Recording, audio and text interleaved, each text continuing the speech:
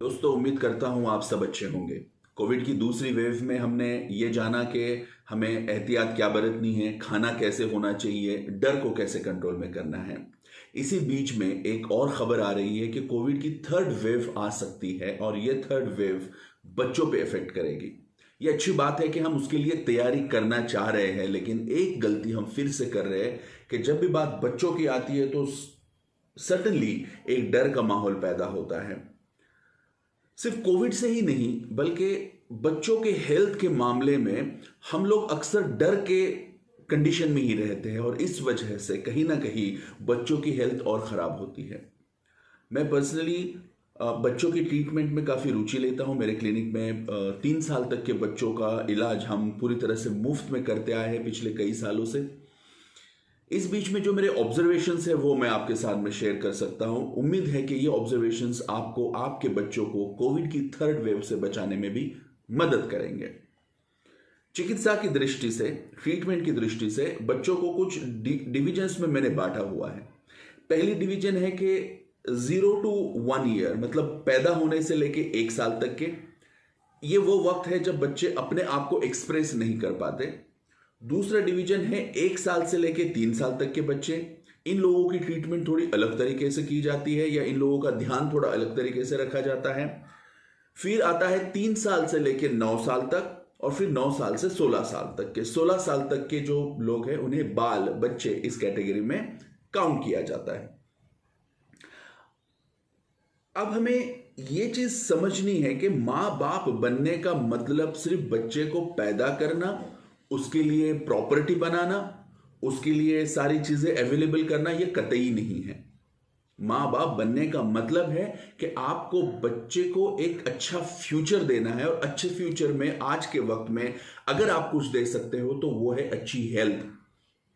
Covid ने यह चीज तो पक्का सिखाई है कि आपके बैंक अकाउंट में आपके पास कितना पैसा है ये कोई मायने नहीं रखता। आप एक ऑक्सीजन सिलेंडर के लिए दर दर भटक रहे थे। तो अगर आप आपके बच्चे को फ्यूचर के तौर पे कुछ देना चाहते हैं, दे सकते हैं, तो वो है केवल अच्छी हेल्थ जो पैसे से खरीदी नहीं जा सकती। अगर बच्चे को आप अच्छी हेल्थ देना चाहते हैं तो आपको किन गलतियों से परहेज करना होगा, किन गलतियों को रोकना होगा, ये आज के लेक्चर में मैं आपको बताने जा रहा हूं। ये लेक्चर की सीरीज में मैं आपको इन सारी चीजों के बारे में वक्त वक्त पर इंफॉर्मेशन देता रहूंगा। दोस्तों, एक चीज समझ लीजिए कि बच्चों की जो टेंडेंसी होती है ये हेल्थ की तरफ होती है। इसलिए बच्चों में एपरेंटली जो भी आपको बीमारी लगती है, मुमकिन है कि वो बीमारी न होते हुए बच्चों का बॉडी का एक इम्यून मैकेनिज्म हो सकता है, एक फाइटिंग मैकेनिज्म हो सकता है जिससे उस बीमारी से बचा जा सके।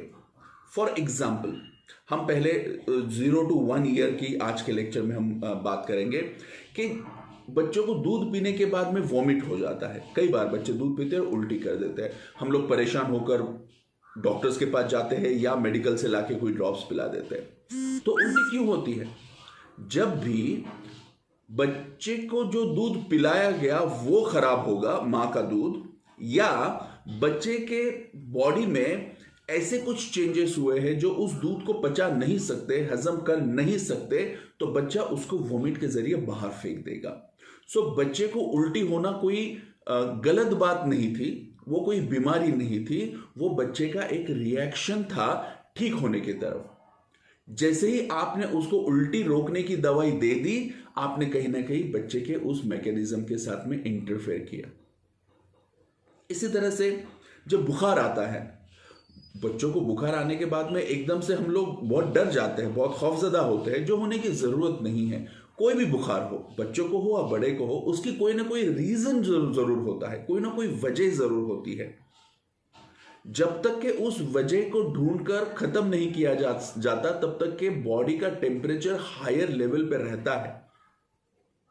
आपको समझाने के लिए मैं कहता हूं कि अगर मेरी बॉडी में गंदगी बन गई है किसी वजह से, मेरे गलत खाने पीने की वजह से हो सकता है, मेरे प्रॉपर पेट साफ नहीं होने की वजह से हो सकता है, किसी भी वजह से जब मेरी बॉडी में गंदगी बनती है और वो फैलती है तो बॉडी अपना एक रिएक्शन उसके लिए देती है कि जो आग है, जो फायर है मेरी बॉडी की, वो पूरी बॉडी में फैल जाती है ताकि उस गंदगी को जला सके।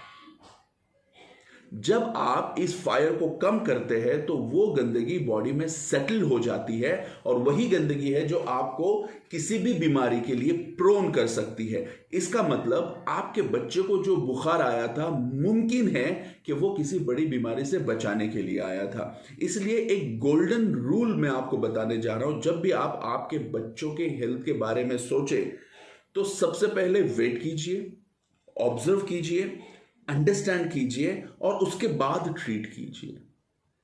जरूरी नहीं कि आपको कोई बच्चों में तकलीफ दिखी और आपने इमीडिएटली उसको जाके दवाई दे दी। 0 to 1 ईयर का ये इसलिए भी बहुत अहम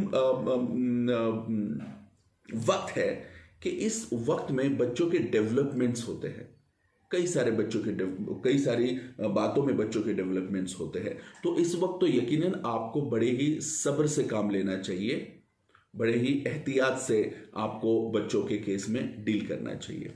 अगर ये ग्रुप कोविड को अफेक्ट होता है तो ये सबसे मुश्किल मुझे लगता है, क्योंकि इस वक्त, इस एज में बच्चों की अपनी इम्यूनिटी इतनी मुस्तैद होती है कि वो किसी भी फॉरेन चीज को इमीडिएटली पहचान लेती है और उसकी रिएक्शन दिखाती है। इसलिए अगर कोई कहता भी है कि आपके बच्चे 0 to 1 ईयर के इसमें बच्चों को कोविड का खतरा है तो थोड़ा सा इसमें सोचिए। बच्चे जो भी सिम्टम्स दिखा रहे हैं उसको ध्यान से देखिए। बड़ा रोल प्ले करती है माएँ, जो ब्रेस्ट फीडिंग मदर्स है, उन लोगों के हर चीज का इंपैक्ट जू के तू बच्चों पे गिरेगा। अगर बच्चा बेवजह रो रहा है तो उसका पेट चेक कीजिए, आपको उसका पेट फूला हुआ मिलेगा। और फिर आप उसकी माँ का डाइट चेक कीजिए, आपको यकीनन ऐसी चीजें माँ के डाइट में मिलेगी जो गैस बनाने का या डाइजेस्टिव सिस्टम को वीक करने का काम करेगी। अगर बच्चे के रोने की वजह नहीं पता चल रही है और माँ ने कंप्लेंट की है कि उसे पाइल्स की शिकायत है तो यकीनन बच्चे को मोशन पास करते वक्त जलन हो रही है। ऐसी छोटी छोटी चीजें हैं जो आपके दादा दादी ये जानते हैं, तो कहीं ना कहीं आपके घर के एल्डर्स को इसमें इन्वॉल्व कीजिए। तुरंत पैनिक मत होइए, क्योंकि आपके पैनिक होने की वजह से, आपके गलत डिसीजन की वजह से बच्चों को हायर एंटीबायोटिक्स दिए जा सकते हैं, स्टेरॉइड्स का इस्तेमाल किया जा सकता है, एंटी एमिटिक मतलब वोमिटिंग रोकने वाली चीजें हैं, बुखार को कम करने वाली चीजें हैं। इसलिए ये बहुत जरूरी है कि हम बच्चे की हेल्थ को अच्छे से समझें। इस पे मैं अपने व्यूज और अगले वीडियो में रखूंगा। आपके अगर कुछ क्वेश्चंस है, आपकी जो कुछ भी क्वेरीज है, आप मुझे कमेंट के जरिए हमें जरूर बताएं। जो नंबर्स दिए जा रहे हैं इस नंबर पर आप व्हाट्सएप कर सकते हैं ताकि मैं अगले वीडियो में इसी के कंटिन्यूएशन में आपकी क्वेरीज का जवाब दे सकूं। धन्यवाद।